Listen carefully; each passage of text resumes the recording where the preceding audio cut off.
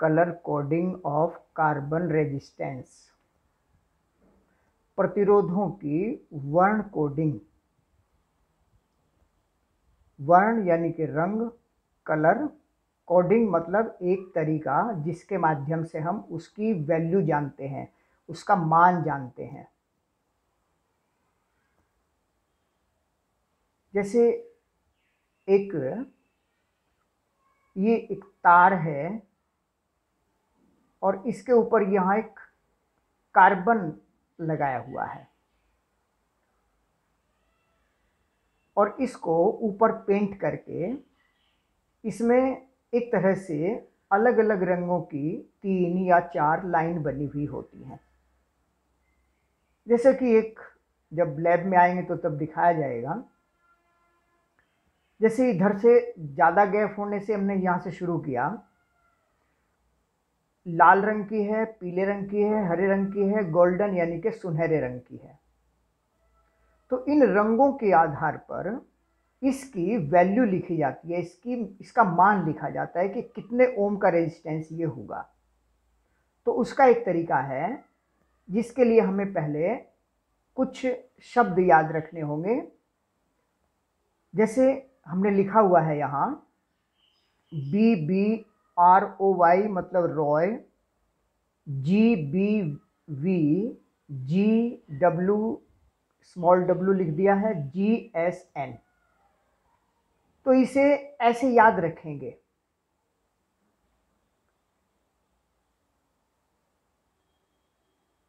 BB Roy, great Britain, very good wife, wearing golden silver necklace. तो इसमें क्या होगा, जैसे हमने सीरियली ये लिख दिया है BB Roy, great Britain, very good wife, wearing golden silver necklace. तो इनके साथ फिर हमने 0 1 2 3 4 5 6 7 8 9 वियरिंग ये छोड़ दिया है, -1 -2 और फिर नो कलर, कोई रंग नहीं है। इसमें एक नाम लिखे गए हैं serially, black, brown, red, orange, yellow, green, blue, violet, grey, white, golden silver necklace. तो देखो जैसे BB है तो हमें इतना तो पहले याद रखना होगा कि पहला B ब्लैक है और फिर ब्राउन है। ब्लैक है मतलब शुरुआत में काला हो गया, रंग हो गया, कोई कलर नहीं, और लास्ट में देखो वाइट के करीब आता है W, वाइट, यानी ब्लैक पहले आएगा, वाइट बाद में आएगा। तो इससे भी याद रख सकते हैं, ब्लैक फिर ब्राउन, R से एक ही बनता है रेड, O से ऑरेंज ही बनता है, या Y से येलो ही बनता है, G इसमें 2 आए हैं। तो पहला G ग्रीन हो गया और बाद का ग्रे हो गया। फिर ये ब्लू है, वायलट, और इस तरह से ये याद रखनी होगी एक सीरीज ये। और इसको याद करने के बाद जैसे कि एक और है जहां 3 कलर होते हैं, वहां जो चौथा कलर है, गैप देख अगर तीसरा कलर होता है तो उसमें एक रंग से प्रतिरोधक की मान का विचरण त्रुटि इस प्रकार ज्ञात करते। त्रुटि मतलब एरर, यानी वो कितना सही है एक तरह से ये मान के चलिए, या उसमें कितनी त्रुटि उसमें संभव होगी, ये भी उसमें इंडिकेशन दिया हुआ होता है। जैसे मान लीजिए गोल्डन कलर है तो 5%, सिल्वर 10%, नो कलर 20%। जैसे यहां जनरली 3 कलर होते हैं, तो 3 कलर में क्या होगा, 3 कलर में उसकी वैल्यू आ जाती है। अगर 3 कलर हैं, जैसे लाल, पीला, हरा 3 रंग है, तो लाल मतलब रेड 2 हो गया, पीला येलो 4 हो गया, into 10 raise to the power -1। अगर तीसरा ये सुनहरा गोल्डन है, क्योंकि गोल्डन सिल्वर ये दोनों ये परसेंटेज एरर के लिए होते हैं।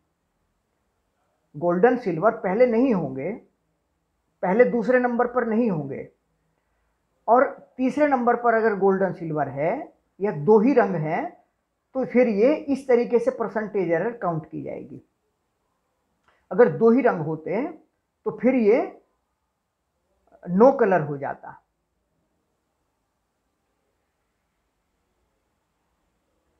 ये 10% और लाल पीला बस केवल ये है।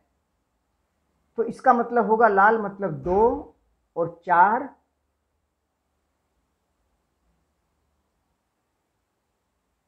तो अगर तीसरा रंग सुनहरा है तो तीसरे पर सुनहरा या सिल्वर या कोई कलर नहीं, इस तरह से होगा।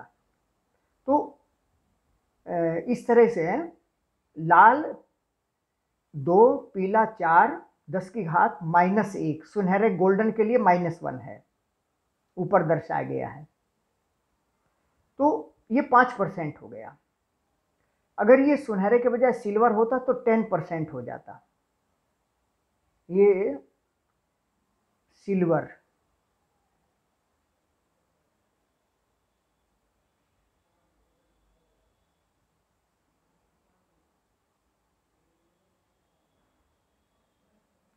% हो जाता। और अगर लाल पीला हरा है तो लाल 2 पीला 4 हरा 5 ±20%, यहाँ के कोई कलर नहीं है। इसका मतलब उसमें 20% उसकी रिलायबिलिटी है, मतलब वो 20% वो रिलायबल है, उसमें एरर होना। तो ये जानकारी सामान्य जानकारी है, इसको अच्छी तरीके से एक बार बस इसको याद रखना पड़ेगा। तो 1-2-3 बार याद रख लेंगे, लिख कर देख लेंगे, और ये 1-2 एग्जाम्पल करेंगे तो आसानी से ये सब तैयार हो जाएगा। सेलों का संयोजन, जैसे रेजिस्टेंस का हमने सीरीज और पैरेलल में जोड़ा था श्रेणी क्रम समांतर क्रम में, ऐसे अगर सेलों को जोड़ा गया हो, जैसे एक सेल है, इसका पॉजिटिव नेगेटिव, बड़ी लाइन पॉजिटिव की, छोटी लाइन नेगेटिव की होती है, और ये जो R1 है ये इंटरनल रेजिस्टेंस है, आंतरिक प्रतिरोध है, वास्तव में इन दोनों प्लेटों के मध्य ये है, लेकिन बाहर दिखाया गया है, यानी ये पूरा मिलाकर एक सेल बना हुआ है। तो इसमें positive negative positive negative positive negative, इस तरह से एक ही दिशा में पॉजिटिव हो गए। तो इस तरीके से अगर जोड़ेंगे तो ये श्रेणी क्रम में हो गए। इनका टोटल जो E होगा, विद्युत वाहक बल, इलेक्ट्रोमोटिव फोर्स, वो E1 + E2 + E3 हो गया, क्योंकि तीनों की दिशा एक ही हो गई, तीनों इसी दिशा में धारा प्रवाहित करेंगे। धारा पॉजिटिव से बाहर निकलती है तो इससे भी धारा इधर निकलेगी, इससे भी धारा इधर निकलेगी, इससे भी धारा इधर निकलेगी, तो तीनों की दिशा एक हो गई, इसलिए टोटल विद्युत वाहक बल E1 + E2 + E3 हो जाएगा। और रेजिस्टेंस चूंकि श्रेणी क्रम में जुड़े हैं, आंतरिक प्रतिरोध, तो R = R1 + R2 + R3, ये आंतरिक प्रतिरोध लिया जाएगा।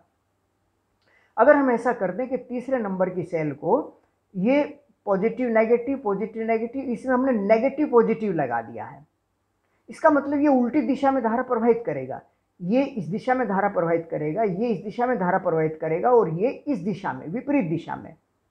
तो विद्युत वाहक बल हालांकि अदिश राशि है, लेकिन धारा प्रवाह के लिए किसी तार में E की दिशा माइनस से प्लस की ओर ऐसे ली जाती है, यानी जिस दिशा में सेल धारा प्रवाहित करता है वो दिशा E की दिशा मानी जाती है।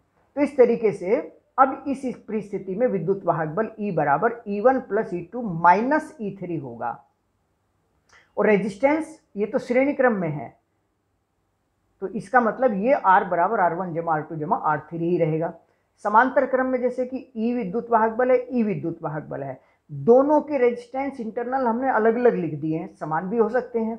तो ऐसी स्थिति में ये पॉजिटिव तो चूंकि दो समांतर क्रम में है और समांतर क्रम में विभवांतर समान होता है, तो विद्युत वाहक बल E और E ही हो जाएगा। और R चूंकि पैरेलल में है तो ये पैरेलल के हिसाब से जोड़े जाएंगे, समांतर क्रम के हिसाब से, मतलब 1/R = 1/R1 = 1/R2। तो R का मान आ जाएगा ये वाला, R1 R2/R1 + R2 आ जाएगा। अगर ऐसा हो कि यहाँ समांतर क्रम में जोड़े गए हैं, लेकिन इस सेल का विद्युत वाहक बल अलग है, इस सेल का विद्युत वाहक बल अलग है। तो ऐसी परिस्थिति में यहाँ से यहाँ तक का विभवांतर कितना होगा, ये पूरा सेल किस विद्युत वाहक बल जैसा कार्य करेगा, इसका निर्धारण हम किरचॉफ के नियम से करते हैं, जो कि बंद पास का नियम है, वो आगे हम जानेंगे। तो ये जानकारियां अच्छी तरीके से तैयार कर लेंगे।